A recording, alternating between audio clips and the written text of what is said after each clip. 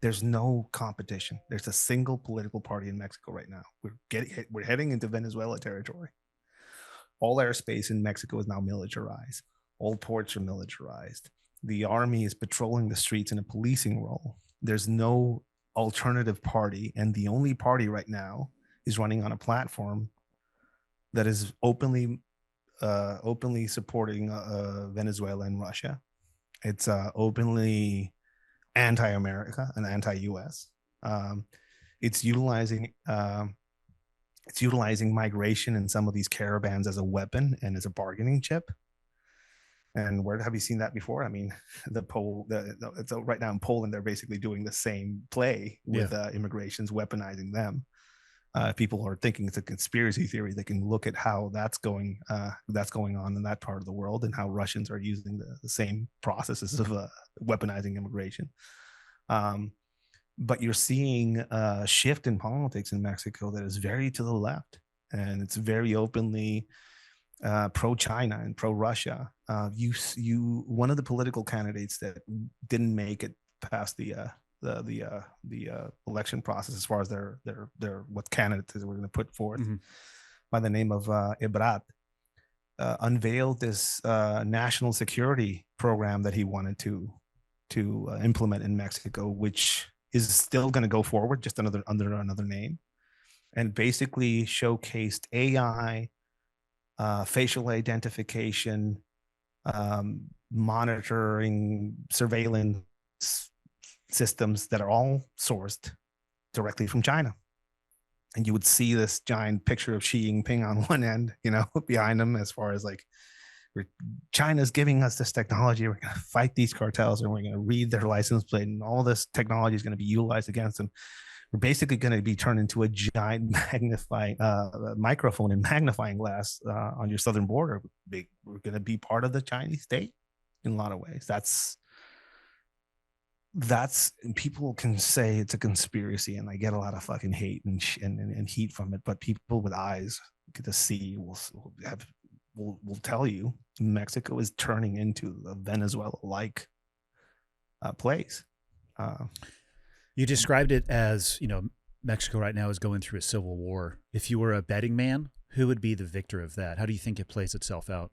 I mean, the ones right now who's winning, the military complex is winning in Mexico. That's who's behind the power in Mexico. We had a recent WikiLeaks style leak of documents from the Mexican military, and they themselves will tell you that certain parts of their institutions will favor one cartel or the other. They're basically playing chess with these people and taxing them. So they win. China's influence and clear interest in exploiting some of the resources in Mexico are there. The US obviously has a lot of interest in that as well. But the practices that China has put forth in other parts of the world leave a lot to the imagination as far as it being beneficial or not. Mexico is clearly being utilized as a fire underneath your feet. If people don't believe that, look at the border. Just look at the border right now and the amount of people that are being not only bussed and driven up there. You see videos of people on trains. You see videos of people walking. You rarely see videos of these fucking buses that somebody's paying for in cash, busing people straight to the border. And you also rarely see videos, and this is something that's a direct call out to the media, because people see this directly, and somehow the media isn't fucking covering any of this shit. A group of people with children and women going into a bus on the southern border, and then a bus full of men just showing up on the northern border. Where are the kids? Where are the children? Where are the women? Yeah. This is obviously a weapon that is being utilized against the United States, and it's a destabilization weapon of some sort.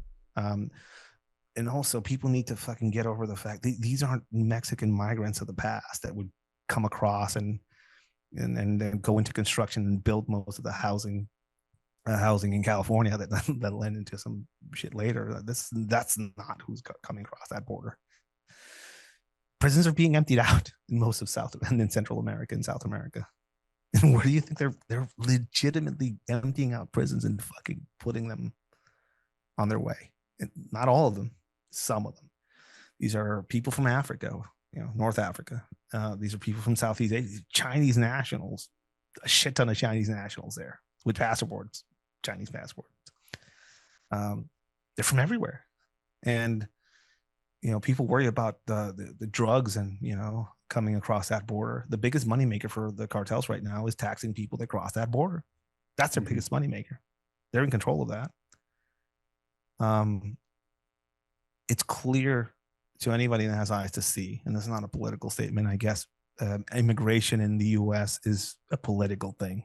When I talk about apparently the type of milk that you buy in the U.S. is a political thing. If I talk about immigration, I'm immediately called that I'm a pro-Trump guy or I'm a fucking conservative or some sort of sellout. I'll ask all these people to walk with me through some of these immigration sites on the Mexican side so you can see the amount of exploitation, murder, rape, disappearances of children and worse that I've seen on this side. And then the same shit happens on that other side. Some of these people can't afford to pay their way across. We just went through a Black Lives Matter statue destroying, cancel the police era in the US. And people are talking about slavery and reparations. There's currently slaves in the United States that are basically trying to pay off their crossing into the United States illegally to cartels. And they're slaves. They're really modern slaves that are living right now in the United States. And Governor Newsom in California during COVID had his fucking winery still open. And all of them were illegal workers working there. I read a statistic recently in terms of slavery, and obviously it's up for debate on to what people want to describe historical slavery versus the modern era slavery that you're talking about.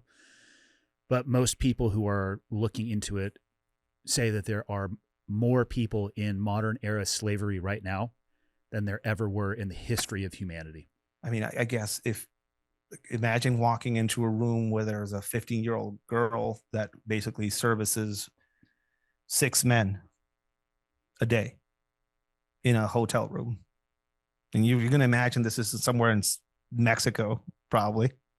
It's in Arizona. Yeah. And she's owned. And she's not going to get some of that money and better her life or move forward. She's not a sex worker. She's a slave. The capital of abductions in the United States is Arizona. That's the capital of abductions in the United States. And there's some shit happening there that people don't realize.